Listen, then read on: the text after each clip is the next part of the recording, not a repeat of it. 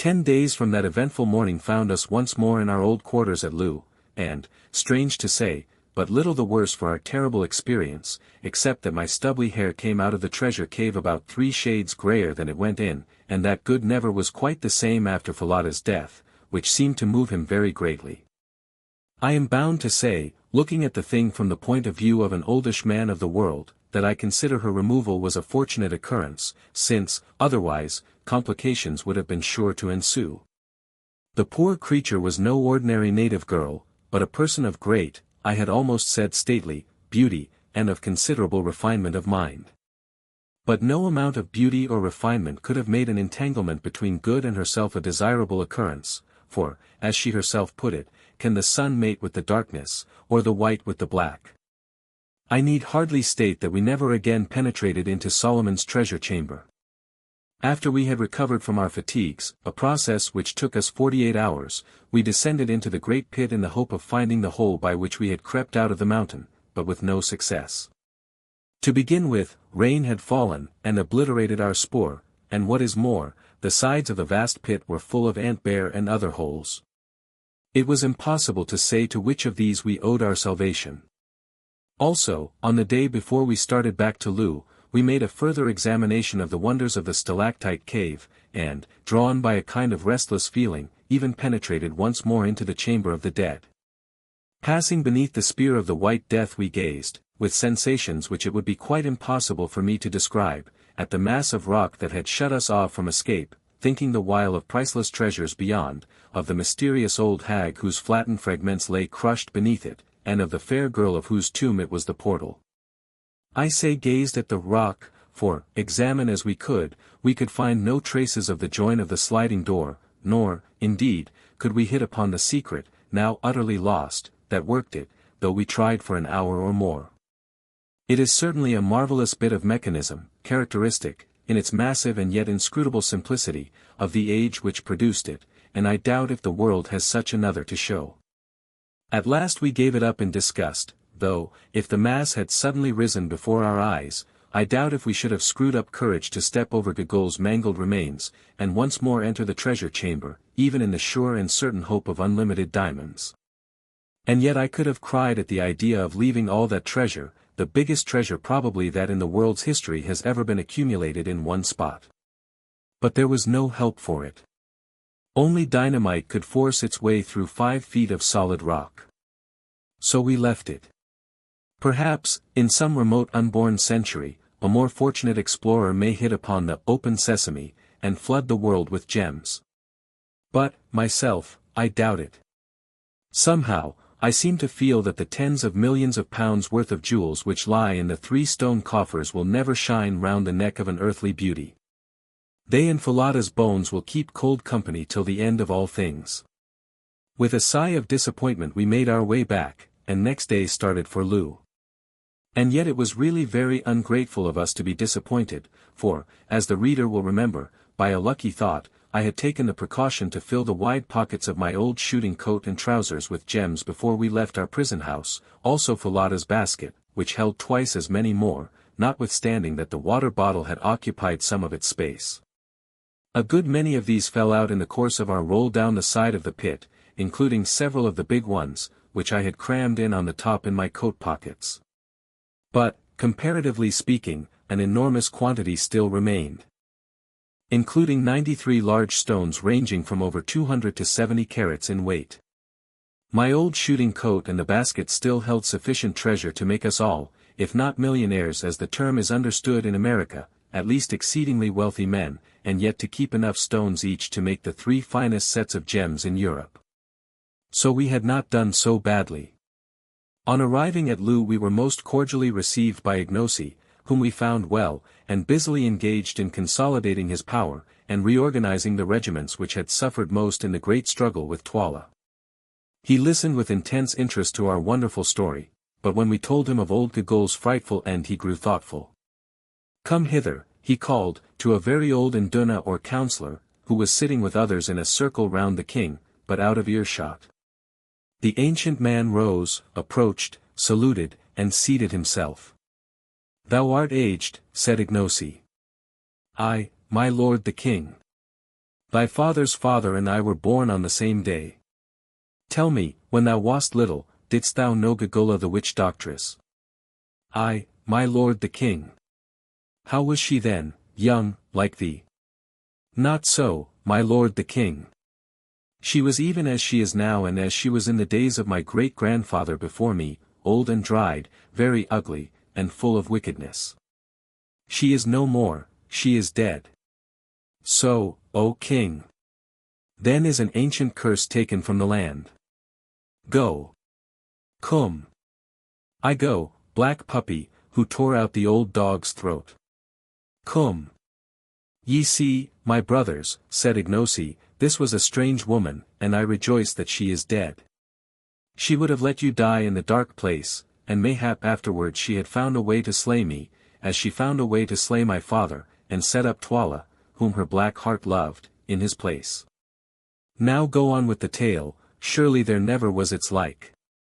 After I had narrated all the story of our escape, as we had agreed between ourselves that I should, I took the opportunity to address Ignosi as to our departure from Kukwanaland.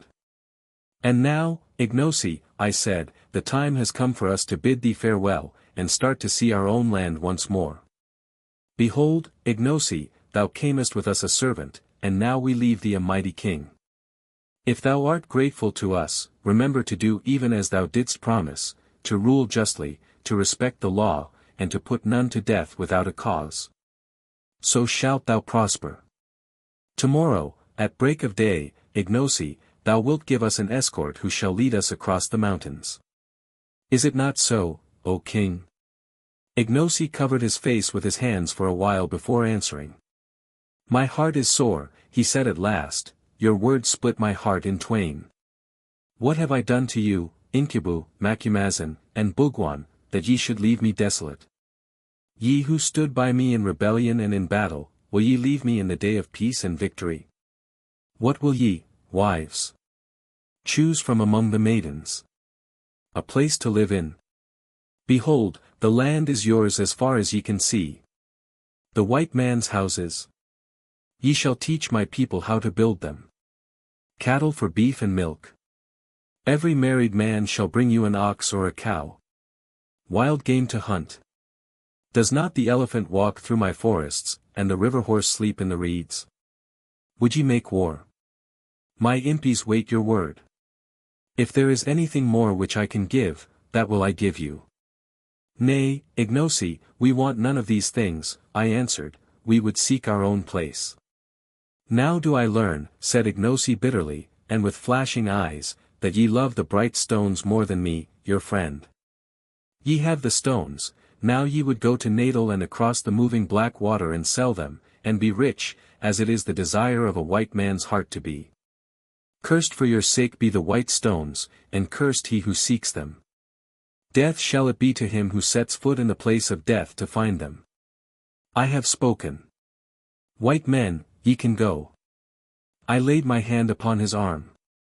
Ignosi, I said, tell us, when thou didst wander in Zululand, and among the white people of Natal, did not thine heart turn to the land thy mother told thee of, thy native place, where thou didst see the light, and play when thou wast little, the land where thy place was? It was even so, Macumazan. In like manner, Ignosi, do our hearts turn to our land and to our own place. Then came a silence. When Ignosi broke it, it was in a different voice. I do perceive that now as ever thy words are wise and full of reason, Macumazan, that which flies in the air loves not to run along the ground, the white man loves not to live on the level of the black or to house among his kraals. Well, ye must go, and leave my heart sore, because ye will be as dead to me, since from where ye are no tidings can come to me. But listen, and let all your brothers know my words. No other white man shall cross the mountains, even if any man live to come so far. I will see no traders with their guns and gin. My people shall fight with the spear, and drink water, like their forefathers before them. I will have no praying men to put a fear of death into men's hearts, to stir them up against the law of the king, and make a path for the white folk who follow to run on. If a white man comes to my gates I will send him back, if 100 come I will push them back, if armies come, I will make war on them with all my strength, and they shall not prevail against me. None shall ever seek for the shining stones, no, not an army, for if they come I will send a regiment and fill up the pit, and break down the white columns in the caves and choke them with rocks, so that none can reach even to that door of which ye speak, and whereof the way to move it is lost. But for you three, Incubu, Macumazahn, and Bugwan, the path is always open, for, behold, ye are dearer to me than aught that breathes. And ye would go. Infidus, my uncle, and my Induna, shall take you by the hand and guide you with a regiment. There is, as I have learned, another way across the mountains that he shall show you. Farewell, my brothers, brave white men. See me no more, for I have no heart to bear it.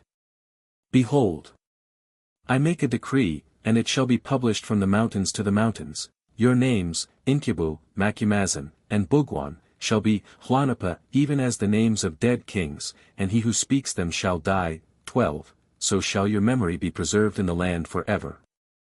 Go now, ere my eyes rain tears like a woman's.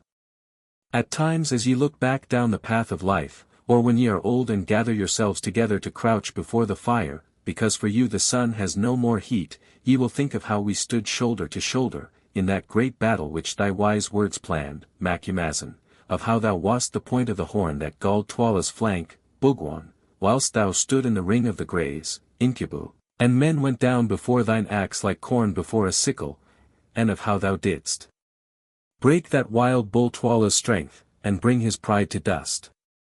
Fare ye well for ever, Incubu, Macumazahn, and Bugwan, my lords and my friends.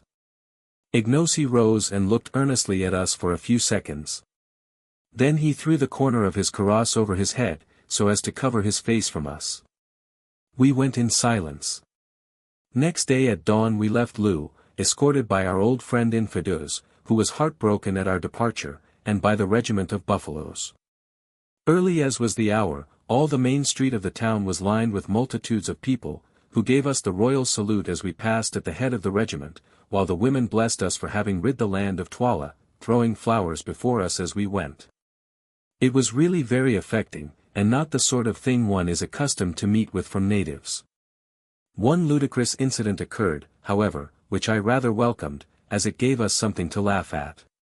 Just before we reached the confines of the town, a pretty young girl, with some lovely lilies in her hand, ran forward and presented them to Good. Somehow they all seemed to like Good. I think his eyeglass and solitary whisker gave him a fictitious value, and then said that she had a boon to ask. Speak on, he answered. Let my lord show his servant his beautiful white legs, that his servant may look upon them, and remember them all her days, and tell of them to her children. His servant has travelled 4 days' journey to see them, for the fame of them has gone throughout the land. I'll be hanged if I do, exclaimed Good excitedly. Come, come, my dear fellow, said Sir Henry, you can't refuse to oblige a lady. I won't, replied Good obstinately, it is positively indecent. However, in the end he consented to draw up his trousers to the knee, amidst notes of rapturous admiration from all the women present, especially the gratified young lady, and in this guise he had to walk till we got clear of the town. Good's legs, I fear, will never be so greatly admired again. Of his melting teeth, and even of his transparent eye, the cocoon is wearied more or less, but of his legs never. As we travelled, Infidus told us that there was another pass over the mountains to the north of the one followed by Solomon's Great Road, or rather that there was a place where it was possible to climb down the wall of cliff which separates Kukuanaland from the desert, and is broken by the towering shapes of Sheba's breasts. It appeared, also, that rather more than 2 years previously a party of Kukwana hunters had descended this path into the desert in search of ostriches, whose plumes are much prized among them for war headdresses, and that in the course of their hunt they had been led far from the mountains and were much troubled by thirst. Seeing trees on the horizon, however, they walked towards them, and discovered a large and fertile oasis some miles in extent, and plentifully watered. It was by way of this oasis that Infidus suggested we should return, and the idea seemed to us a good one, for it appeared that we should thus escape the rigors of the mountain pass.